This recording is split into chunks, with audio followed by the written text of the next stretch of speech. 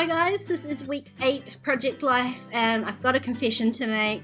I have this terrible habit of buying stamp sets and then never using them. So today I decided that I would pull out all of the stamp sets and kits from Feed Your Craft that I haven't used yet and make a real effort to actually use some of these. So as usual, I am starting with my photos and I have grabbed out the Moments Focused kit and I've also got Around the House kit.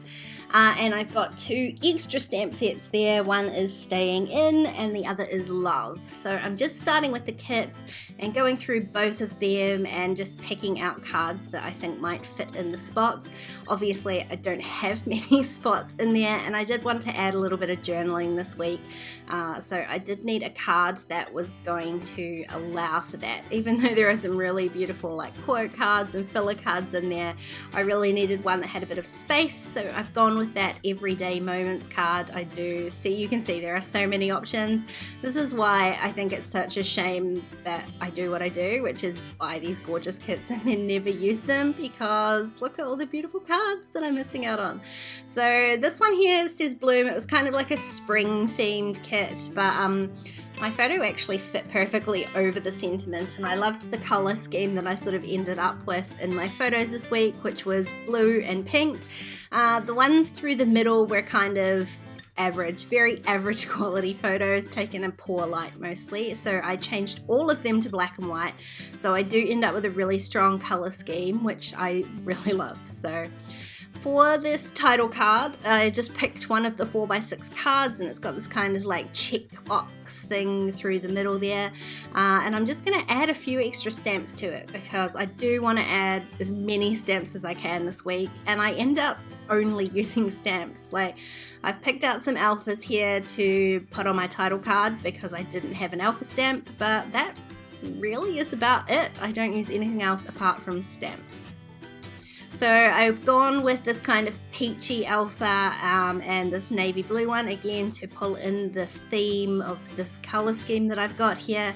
I think these ones are super old. They're Colour Theory by Studio Calico ones. I've got a whole bunch of different colours that again I never use, so this worked nicely with my theme of using up stuff.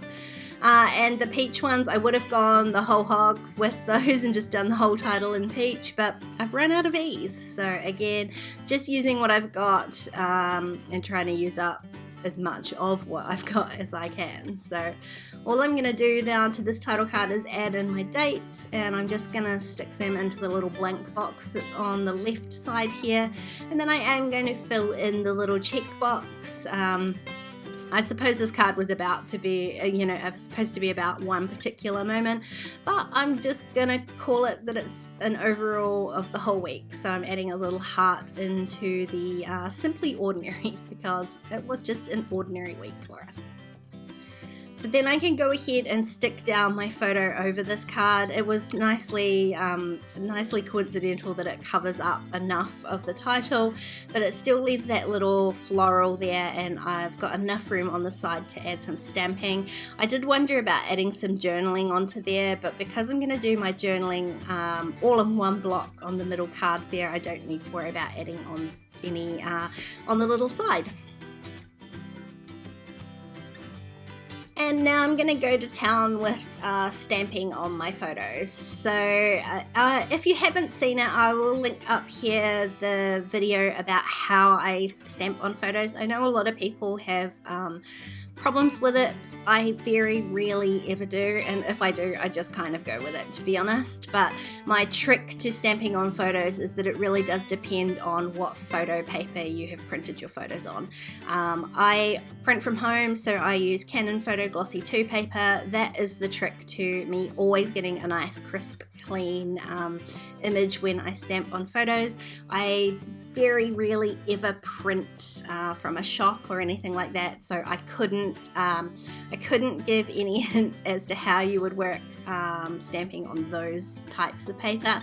When you print at home on an inkjet paper like this, the paper is designed to absorb ink. So when you stamp on a photo like that, it does exactly the same thing. It absorbs the ink, so you don't worry about, you can see here like the stamp actually sticks to the photo, so you don't ever worry about it slipping or sliding around or smudging like that. It's basically dry straight away because the paper is absorbing the ink. So if you do fancy stamping on photos, then I would suggest finding a way to print at home or experimenting with different stores, the type of paper that they use. Possibly the difference between a matte or a glossy might make some difference, so I would print a whole bunch of the same photo in different places, different types of paper, and then stamp on them and see how you go.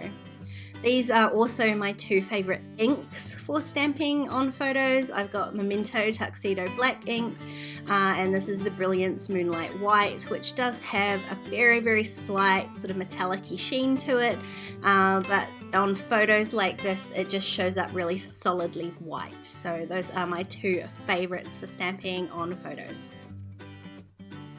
So while I've been prattling on about how to stamp on photos, you can see I have been stamping on photos, and mostly I'm trying to just mix and match all of these stamp sets and stamp as much as I can on the photos. So usually I might go for like one stamp. I'm trying to go for more than two. So just mixing and matching these stamps to fit together to create my own little designs and sentiments, I guess.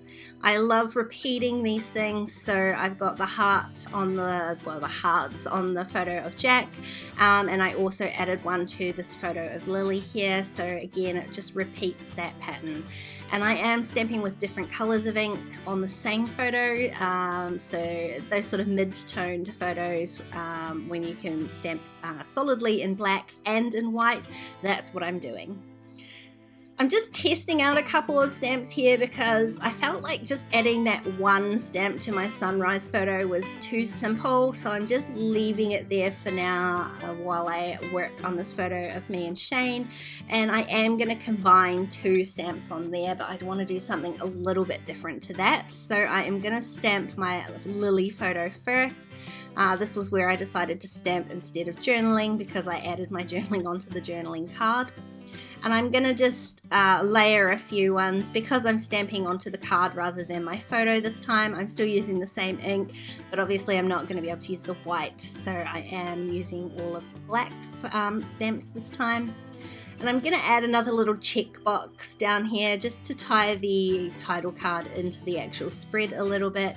I think it's nice to repeat those sorts of elements, and this one just filled up that white space that was left on the journaling card very nicely. So now I'm going to decide what I'm going to do with these two stamps. I think I was like choosing between two, but I decided that actually I think I could work them stacked together. So I went and grabbed a sort of peachy coloured ink to tone in with some of the colours on both the stripy card that I'm using and some of the colours in the spread. I think that's Fresh Peach by Hero Arts. And then I'm going to use my black ink and stamp this really skinny stamp over the top, and I really love how that turned out. All the other multiple stamps that I've been doing on this spread have been one on, that sounds wrong, one on top of each other, which is exactly what I've done there, but I haven't combined them on top of each other. They've been top and bottom. Now I love how that peach ink worked, so I'm going to grab the big heart and stamp over top of the Brilliance one.